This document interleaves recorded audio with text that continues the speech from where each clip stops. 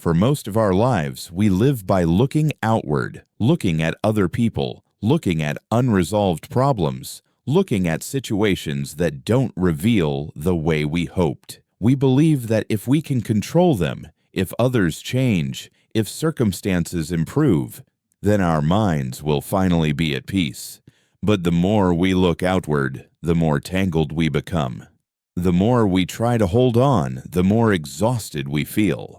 According to Carl Jung, suffering arises when we hand our inner state over to forces outside our control. Other people's thoughts, choices, or reactions are not within your reach. A relationship cannot be forced to operate according to personal desire. When we forget this, our energy is drained, our stability begins to wobble, and a slow sense of disconnection from the self takes shape.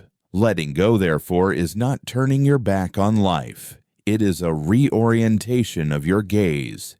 It is knowing what you must take responsibility for and what must be set down. It is observing your own reactions instead of trying to control circumstances. From there, repeating emotional patterns begin to reveal themselves, no longer in a vague way. This video will show you how to let go of the people, problems, and situations you cannot control, so you can reclaim inner steadiness without losing yourself. If you're ready, comment, "Ready to let go," so we can begin exploring the journey back to you, starting from this very moment.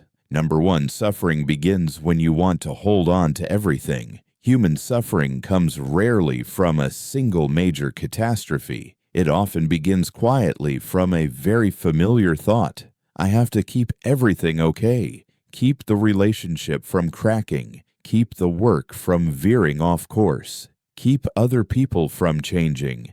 Keep life from moving beyond what I can predict. According to Carl Jung, the very moment you believe you must hold on to everything, you have stepped into the territory of suffering, not because life is too harsh, but because the ego is carrying a task that was never meant to be its burden. Jung saw the nature of the urge to control with striking clarity. He did not consider it strength, but a reaction born of fear. The ego, the conscious self, cannot tolerate uncertainty. It needs structure. It needs order.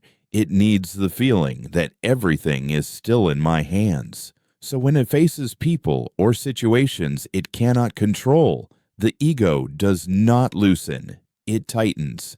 It thinks more, analyzes deeper, and interferes more. And the more it does that, the more it burns out. I once knew a friend named Michael. We met during a community project in California. Michael was responsible, always trying to do everything right. When he began to grow cold, he would not allow himself to maintain a relationship.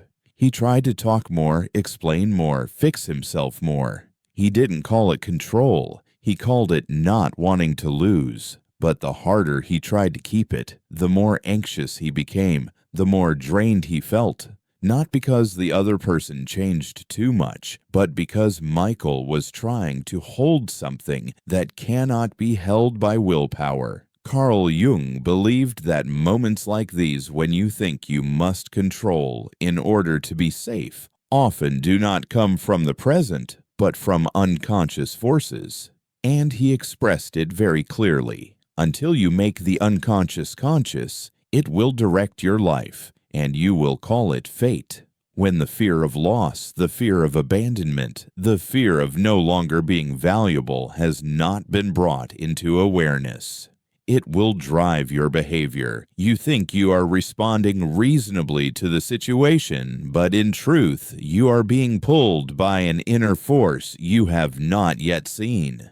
What makes suffering so persistent is that the ego always believes that if it tries just a little more, everything will be okay. One more conversation, one more explanation, one more attempt to repair. But Jung understood that life does not operate by that logic.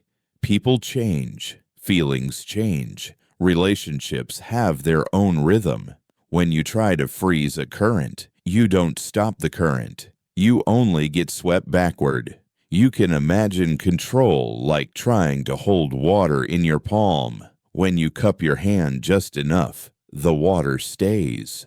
When you clench, it spills through every gap between your fingers. The harder you try to keep it, the faster you lose it. But the ego does not accept this. It believes that opening your hand means failure. Jung saw it the other way around. He saw that opening your hand at the right time is not weakness.